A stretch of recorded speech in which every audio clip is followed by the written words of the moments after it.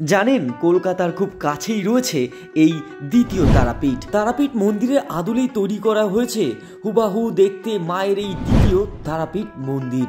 আর এই দ্বিতীয় তারাপীঠ দর্শনে ছুটে আসেন ভক্তরা বহু দূর থেকে। বাংলার পাঁশকুড়ার বুকেই মাথা উঁচু করে দাঁড়িয়ে আছে মায়ের এই মন্দির। চলুন আজ এই ভিডিওর মধ্যে থেকেই ঘুরে দেখাবো আপনাদের বাংলার দ্বিতীয় তারাপীঠ। ঘড়িতে তখন 8:30।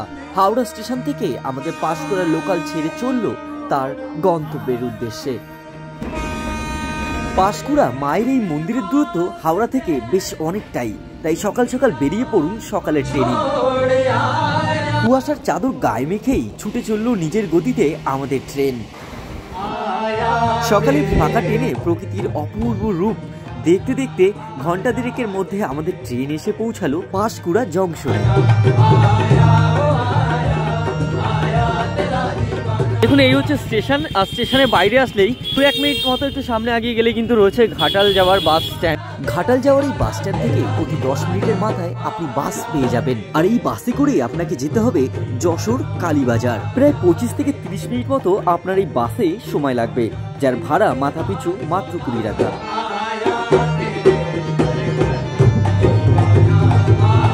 শুনেছি যশোরা কালীবাজার আমাদের বাস সবাই মাত্র আমাদেরকে নামিয়ে দিল এবং এখান থেকে আমরা বাকিটা রাস্তা টোটোয় করে যাব। এই মেইন রাস্তাতে নামিয়ে দেওয়া হয়েছিল এবং এখান থেকে এই যে রাস্তাটা গেছে ব্রিজের পাশ থেকে এই সরু রাস্তা ধরে আপনাদের সামনে একটু আগিয়ে গেলে পরে সামনেই রয়েছে টোটো।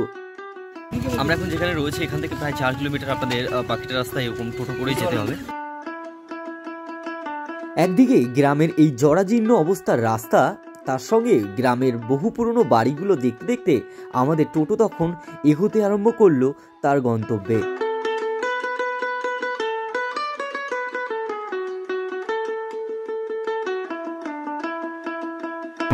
গ্রামের এই মেট্রো রাস্তা ধরে আমরা ক্রমশ মায়ের মন্দিরের দিকে এগোচ্ছি।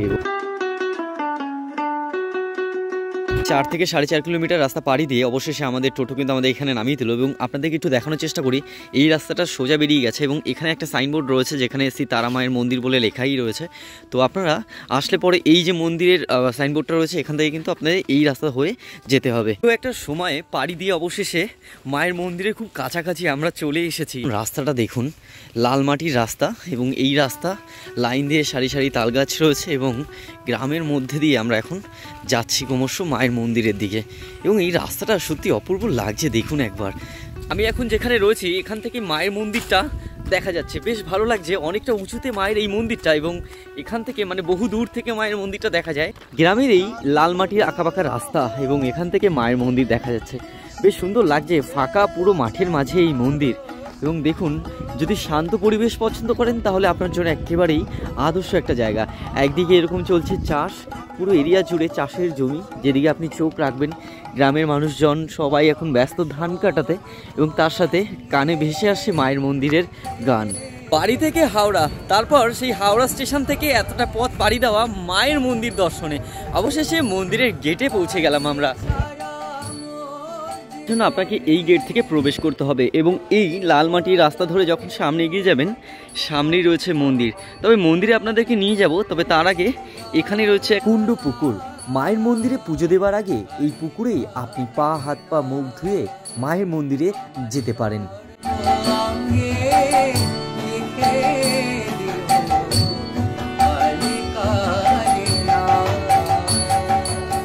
মন্দিরে যাওয়ার জন্য আপনাকে প্রসাদ কিনতে হলে কিন্তু একটু এই জায়গাটাতে আসতে হবে। এখানে কিন্তু বেশ কয়েকটা দোকান রয়েছে যেখান থেকে আপনারা মন্দিরের ভিতরে পুজো দেওয়ার জন্য প্রসাদ কিনতে পারেন।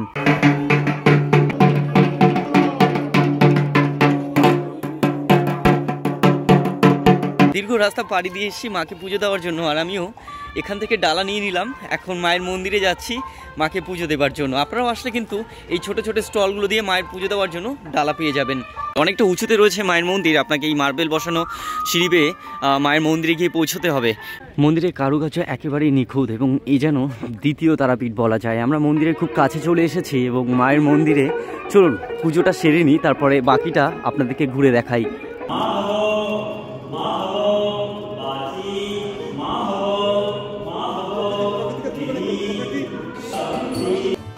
শ্রী শ্রী তারা মায়ের মন্দির। গ্রামের মাঝে অপূর্ব সুন্দর মায়ের এই মন্দির, আর এই মন্দিরের ভিতরে থাকা বিগ্রহ আপনার মন কাটতে বাধ্য। দুপুরে মায়ের পুজো দেখতে অনেকেই ভিড় জমিয়েছিল, দূর দূরান্ত থেকে অনেকেই। সত্যি গ্রামের মাঝে চোখ জুড়িয়ে যাওয়া একখানি মায়ের মন্দির। মায়ের মন্দিরে বেশ কিছুক্ষণ ধরে পুজো দেখার পর আমাদের পুজো হয়ে যাওয়ার পর ঠাকুর মশাই ফিরিয়ে দিলেন মায়ের পুজো দেওয়ার ডালা।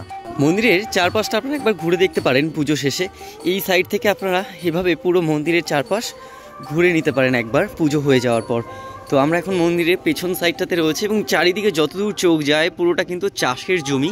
চারিদিকে চাষের জমি রয়েছে, ফাঁকা মাঠের মাঝখানে এই মন্দির। আপনারা যদি পার্সোনাল গাড়িতে আসেন তাহলে কিন্তু এই জায়গাটাতে কিন্তু পার্কিংয়ের ব্যবস্থা রয়েছে, এখানে আসলে আপনারা পার্কিং করতে পারবেন।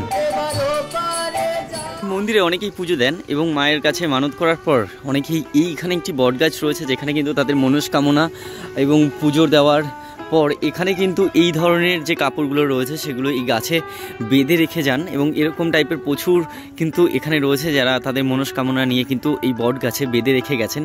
তো আপনারা এটা আসলে কিন্তু দেখতে পাবেন। এখন ঘড়িতে টাইম হয়েছে 1টা, সেই কারণে কিন্তু মন্দিরের মূল গেট বন্ধ করে দেওয়া হয়েছে এবং 3:30-এর পর আবার মন্দিরে গেট খুলতে চলেছে। তবে দুপুরবেলা কিন্তু আপনারা চাইলে এখানে মন্দিরে প্রসাদ আপনারা গ্রহণ করতে পারেন, তার জন্য কিন্তু আলাদা করে কুপন আপনাদের কাটতে হবে। মেইন মন্দিরে পুজো দিয়ে বাইরে বেরিয়ে আসলাম এবং এই মন্দিরের পেছন সাইডে যদি আপনারা একটু হেঁটে আসেন 1 মিনিট মতো সময় লাগবে আপনাদের। একটুখানি আগে আসলেই কিন্তু সামনে আরও একটা মন্দির রয়েছে বামাখ্যাপার, আমরা এখন সেই মন্দিরে যাচ্ছি। এবং এই যে রাস্তাটা, এই রাস্তাটা সত্যি অসাধারণ, যেটা এই রাস্তা ধরেই কিন্তু আপনাদের বামাখ্যাপার মন্দিরে যেতে হবে। এই রাস্তা গেছে সোজা বামাখ্যাপার মন্দিরের কাছে। একটুখানি সামনে আগে আসলেই বামাখ্যাপার এই মন্দির আপনারা দর্শন করতে পারবেন এবং আমরা সেই মন্দিরের দিকে ক্রমশ চললাম। মূল মন্দিরের কাছ থেকে একটুখানি আগে আসলে বামাখ্যাপার মন্দিরে আপনারা পৌঁছে যাবেন। বামাখ্যাপার এই মন্দিরে আসলে বামাখ্যাপার মন্দিরের ভিতরেই রয়েছে বামাখ্যাপার এক মূর্তি।